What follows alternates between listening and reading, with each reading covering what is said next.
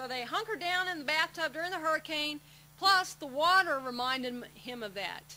And so the family just said, well, he's afraid of that, so they just, you know, let him go for a couple weeks after that, not taking a bath.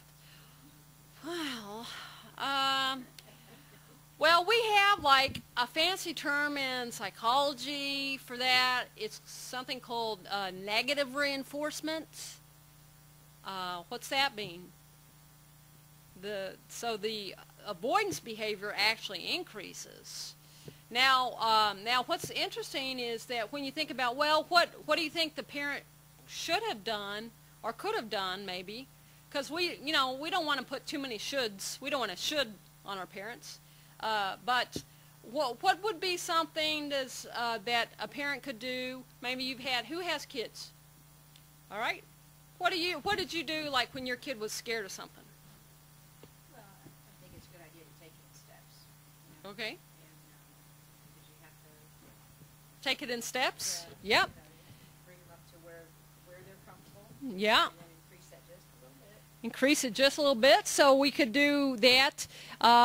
He could be like maybe washing his face with the rag one day, and then the next day step into the bathroom and wash his face in the sink, and maybe the next day put his feet in the bathtub and just glow. What's that thing called in psychology?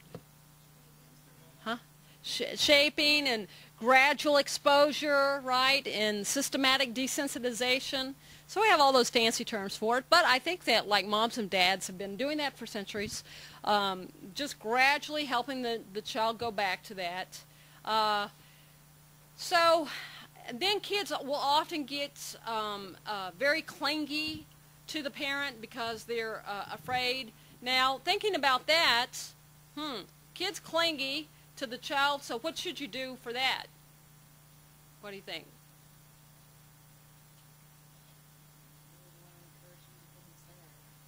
You want to, she's saying encourage independence? All right. Well, let's see.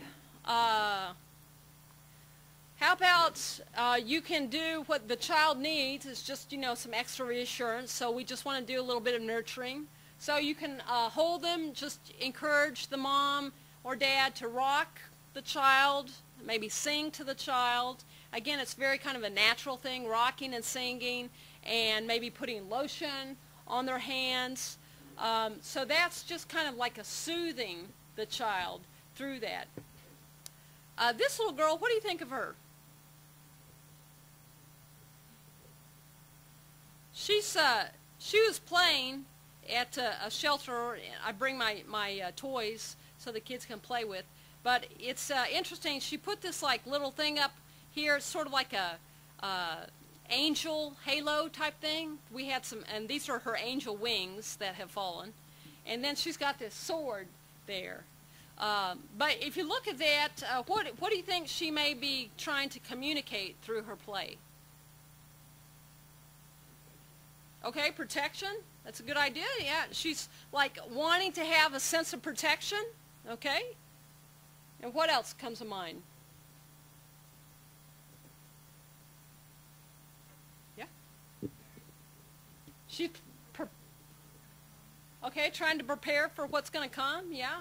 Yeah, and so there's maybe that sense of, I'm hoping that that somebody can come rescue me and protect me, like an angel or something, and I'm trying to prepare, for that. So, so a lot of that type of behavior will occur. Then you have physical body and brain responses, sleep and appetite disturbances, muscle tension, etc. 1,000-yard stare. Have you ever seen that before? It goes like this. Like just a blank look. And sometimes people are disassociating with that kind of just stare. So you have to watch for that. That may be a response to that because, like I said, remember, disassociation predicts a negative response. Then we have cognition is the fourth area. This is the irrational beliefs and that people will have, so they may blame themselves. So you think about a hurricane. What do you think what irrational belief might a child have about a hurricane?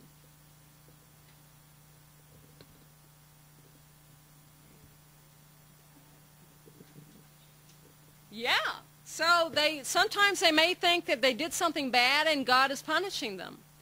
And it's kind of a funny thought, but you know, like kids who are young have those type of thoughts because they're in this concrete operations or maybe sensory motor area or operations. So do you remember our friend Piaget talked about kids being in concrete operations and then they go to formal operations where you can have abstract thought and such? What age do they go typically from concrete operations to formal operations?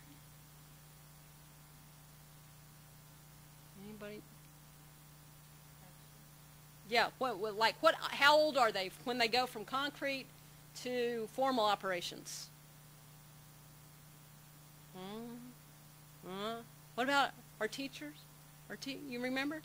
No, that's good. Don't look at me. How about 11? Does that sound about right? About 11. All right? So under that age, kids sometimes can't process information as well because they don't have the ability to take perspective of things.